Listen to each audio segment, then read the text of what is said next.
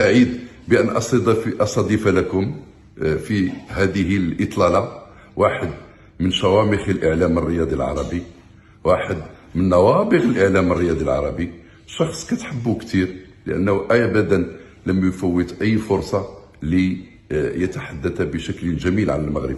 هو رجل صادق، عارف ذلك، صادق مع نفسه، صادق مع مشاعره، لكن عندما يتحدث عن المغرب أشعر وكأنه في رجفة فوق قلبه. وبالتالي أنا سعيد أن أستضيف الأستاذ فتحي المولدي، من رافقني من أول يوم في إطلالتي من برنامج هذا المساء على قناة البين سبور، وما زلت أسعد في كل مرة، وربما كتجيني نوستالجيا أني لما أجي للبرنامج هذا المساء لابد أن يكون إلى جانبي فتحي المولدي. فتحي، مرحبا بك خويا، والناس كلهم بيحبوك وأنا أولهم. يعيشك والله ساعة التقديم حشمني على روحي. احنا انا نوابغ لا شيء، راهو احنا شوف اللي من القلب يمشي للقلب، والصدق يتعدى والمصداقية تتعدى.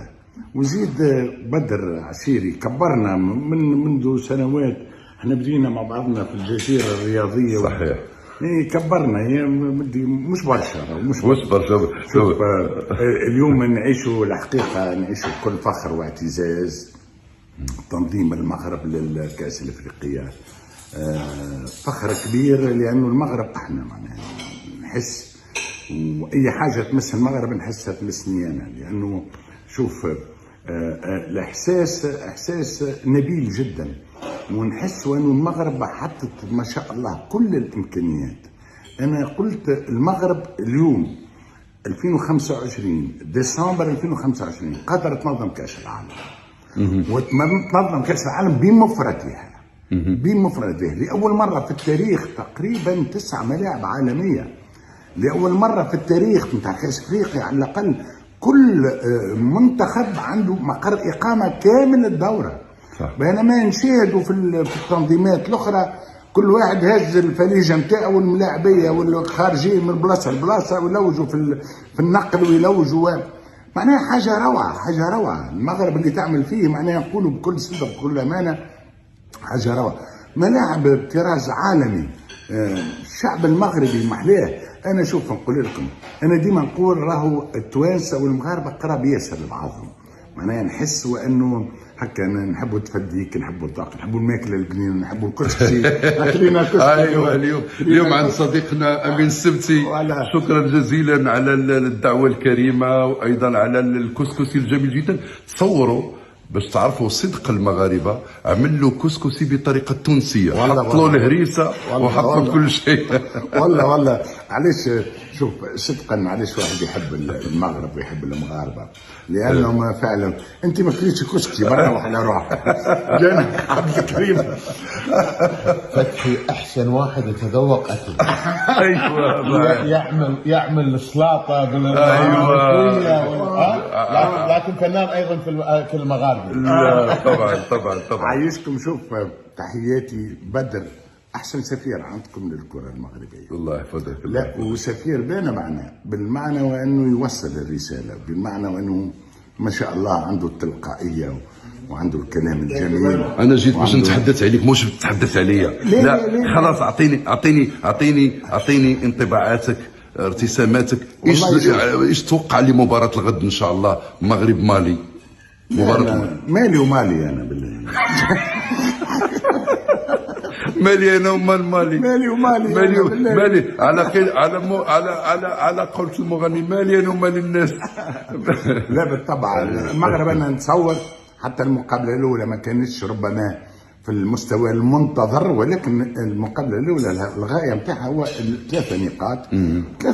والمقابله هذه دخلت للتاريخ بهدف الكعبي ايوب، معناها دخلت للتاريخ. المقابله كانت تكون مقابله عاديه جدا.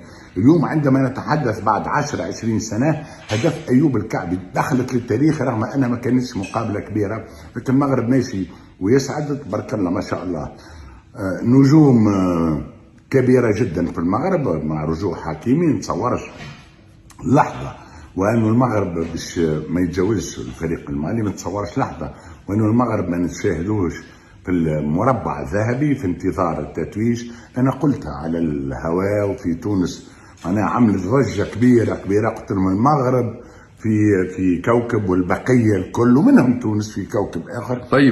طيب تونس فازت المباراة الأولى بثلاثية جميلة جدا صحيح. على أرضية ملعب جميل برغم غزارة الأمطار، أمام مساندة جماهيرية كبيرة جدا من الجماهير التونسية والمغربية.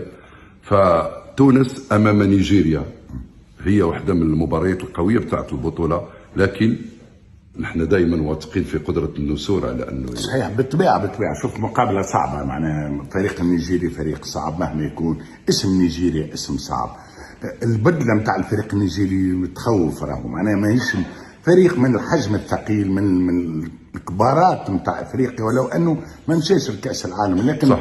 لكل مقام مقال. وربما الفريق النيجيري يحب يعوض الفوز بكاس افريقيا باش يعوض عدم حضوره. ولكن انا نتصور الفريق التونسي، راه قلت فاجأنا ايجابيا بطبيعه الحال. الفريق التونسي جاهز، الفريق التونسي وقت اللي فمك الروح وقت القليب وقت الجرينتا. بالنسبه لي انا صوره الفريق التونسي وحنا بعد المجبري، معناها كيفاش ما يقفش الراجل، تقول عنده موتور في البدن نتاعو، معناها هو ما شاء الله يشيخك، تقول انت محلاهم، تقول انت الملاعبيه هذا بنشجعوهم ونقفوا معهم. نتصور الفريق التونسي باش يتعدى ايضا للدور الثاني، ومن بعد في الدور الثاني حديث اخر. النتيجه تنجم تكون تعادل يعدي الفريق التونسي، تكون انتصار نتعداو الاولانيين. صح. وقت نتعداو الاولانيين، وذي عصام قالها لي، عصام الشوالي خويا، قال لي يا فتوح لو تونس تتعدى الاولى عندها مسار سهل. مش تعرف تونس تجي من بعيد لازم تعمل اي مثال. نتصور ربما نهائي تونسي مغربي بذكرى 2004 لكن 2025 في الاراضي المغربيه، واللي تفوز هي المغاربيه. تونس او المغرب المغاربيه. نتمنى لكم، نحبكم برشا يا مغاربه، نتمنى لكم النجاح، والله من قلبي نتمنى ايضا التتويج للفريق المغربي، لانه اللي عملته المغرب هذا الكل، وهنا عايشين ونتفرجوا، عملته المغرب هذا الكل يستحق على الاقل الورده من بعد في الاخير. احنا نقولوا بالفرنسيه لا سوريس لو جاتو، لا سوريس لو جاتو هي ربما فوز الفريق المغربي، الشعب المغربي اللي فعلا وقف مع العرب بطريقه غير عاديه. محلاه اتحاد الشعوب العربيه، لانه نحكي على الشعوب العربيه. الشعوب العربيه فعلا اليد في اليد. الجماهير المغربيه اعطتنا درس، راهو تربح الجزائر، تربح تونس، تربح حتى مع جزر القمر تشجعوا فيهم انتم، معناها رغم اللي الغالب تلك حدود الله. ولكن صحيح كنت تلعبوا ضد بعضنا، نحب نربحك وتحب تربحني، دابا ولكن في النهايه تبقى مقابله كره قدم. ايوه في النهايه نبقى اشقاء. صحيت. وانا نتمنى تكمل الدوره بالنجاح اللي بدات به ومتواصله به، ان شاء الله ما تقعش اي حاجه تشوش على هذا النجاح الباهر، لانه فما برشا ناس راهو يصطادوا في الماء العكر. النجاح له اعداء، النجاح له اعداء، والناس الكل ماذا بيقولوا عندنا مع الاسف شعور الغيره والحسد، شبيهم هما كذا.